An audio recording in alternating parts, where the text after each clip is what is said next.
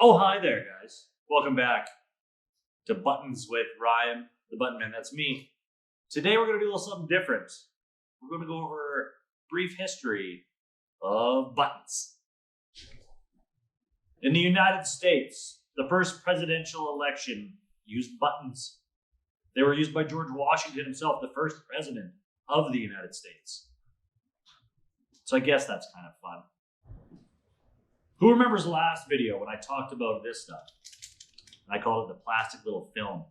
That was just really ridiculous. That was ignorant of me. This is actually called celluloid, and it was invented by Benjamin S. Whitehead, and he patented it in 1893, which is really now getting into what these buttons actually are when they have the celluloid.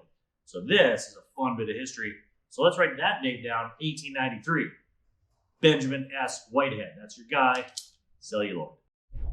All right, don't be alarmed this next little part. But in 1898, buttons were printed with a very popular cartoon character called the Yellow Kid.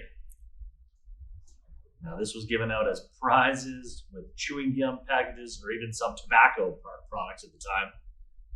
This is the creepiest little bugger I ever seen in my life. I don't know if this would entice me to buy products like that. I mean, especially tobacco products. Come on, guys. Shouldn't be doing that. All right, that's it for today for the brief history of buttons.